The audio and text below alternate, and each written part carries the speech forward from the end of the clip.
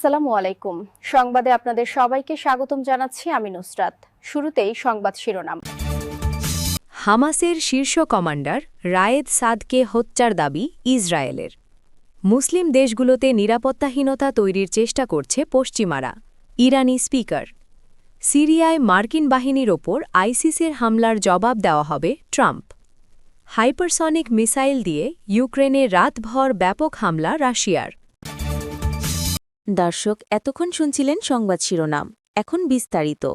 আপনি যদি ইসরায়েলের ধ্বংস চেয়ে থাকেন তাহলে চ্যানেলটি সাবস্ক্রাইব করে দিবেন এবং ভিডিওতে লাইক করে আপনার মূল্যবান মতামত কমেন্টে লিখে জানিয়ে দিবেন। এখন বিস্তারিত। ইসরায়েলি সামরিক বাহিনী দাবি করেছে গাজা সিটিতে চালানো এক হামলায় হামাসের শীর্ষ কমান্ডার রায়েদ সাদকে হত্যা করা হয়েছে। শনিবারের অর্থাৎ ১৩ ডিসেম্বরের ওই হামলায় ৫ জন নিহত এবং অন্তত ২৫ জন আহত হয়েছেন বলে গাজার স্বাস্থ্য কর্তৃপক্ষ জানিয়েছে।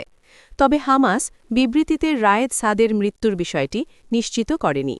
হামাস জানিয়েছে গাজা সিটির বাইরে একটি বেসামরিক যানবাহনে হামলা চালানো হয়েছে এবং হামাস এটিকে অক্টোবরে কার্যকর হওয়া যুদ্ধবিরতির লঙ্ঘন বলে দাবি করেছে। ইসরায়েলি সেনাবাহিনী টেলিগ্রামে দেওয়া এক পোস্টে অভিযোগ করেছে রায়েদ সাদ হামাসের সামরিক সক্ষমতা পুনর্গঠনে কাজ করছিলেন, যা গাজায় ইসরায়েলের ২ বছরের বেশি সময় ধরে চালানো যুদ্ধের ফলে মারাত্মকভাবে ক্ষতিগ্রস্ত হয়েছে।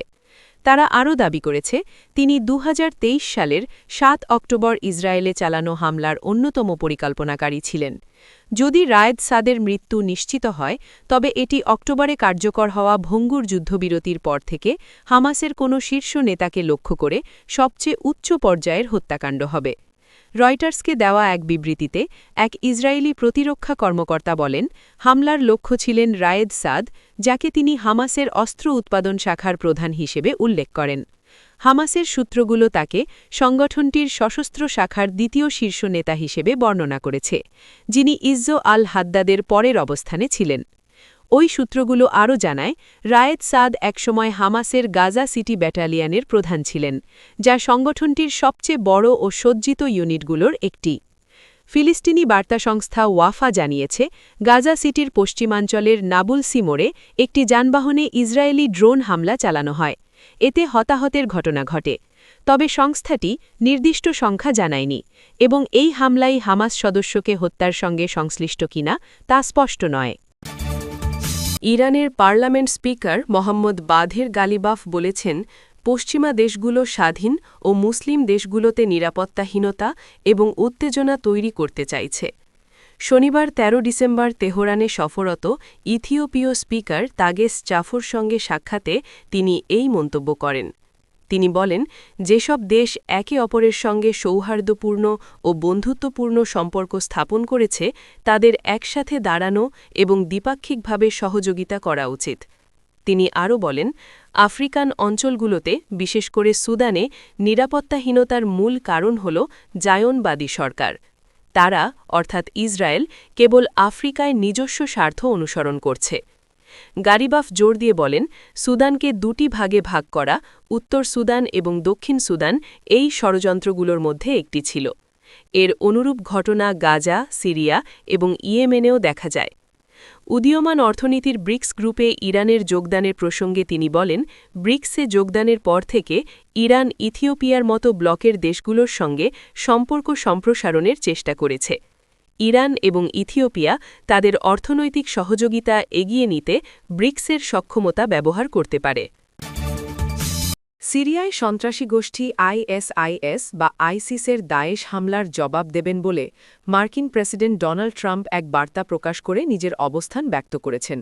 স্থানীয় সময় শনিবার ১৩ ডিসেম্বর সিরিয়ার পালমিরায় এই হামলায় ২ মার্কিন সেনা ও তাদের এক দোভাষী নিহত হয়। তুরস্কের রাষ্ট্র পরিচালিত সংবাদ সংস্থা আনাদোলু এজেন্সির খবরে বলা হয়েছে, ট্রাম্প বলেছেন, আমাদের সেনাদের ওপর আইএসআইএসের হামলার জবাব আমরা দেব। যদি মার্কিন বাহিনীর ওপর আবারও হামলা হয় সেটার জবাবও আমরা দেব। এর আগে মার্কিন সশস্ত্র বাহিনীর মধ্যপ্রাচ্য অঞ্চল কেন্দ্রিক কমান্ড ইউএস সেন্ট্রাল কমান্ড জানায়, আইসিসের হামলায় ২ মার্কিন সেনা এবং তাদের এক দোভাষী নিহত হয়েছে। এছাড়া আরও ৩ জন সেনা গুরুতর আহত হয়েছে। সেন্টকম আরও বলেছে বন্দুকধারীকে শনাক্ত করে তাকে হত্যা করা হয়েছে। 1 বছর আগে সিরিয়ার প্রেসিডেন্ট বাশার আল আসাদের পতনের পর এটিই প্রথম কোনো হামলা যাতে মার্কিন বাহিনীর প্রাণহানি ঘটল। সেন্টকম সামাজিক যোগাযোগ মাধ্যম এক্সে দেওয়া এক পোস্টে জানায় হামলাকারীকে পাল্টা অভিযানে হত্যা করা হয়েছে। পেন্টাগনের নীতিমালা অনুযায়ী নিকটাত্মীয়দের না জানানো পর্যন্ত নিহত সেনাদের পরিচয় প্রকাশ করা হবে না।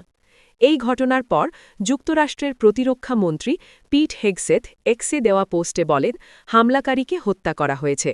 তিনি হুঁশিয়ারি দিয়ে বলেন, জেনে রাখুন বিশ্বের যে কোনো প্রান্তে আমেরিকানদের ওপর হামলা হলে আমরা আপনাকে খুঁজে বের করব এবং হত্যা করব।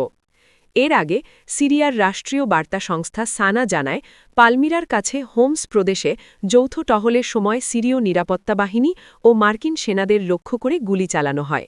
ঘটনার পর দেইর আজ জোর দামেস্কো মহাসড়কে সাময়িকভাবে যান চলাচল বন্ধ রাখা হয় এবং এলাকায় সামরিক বিমান টহল দেয়।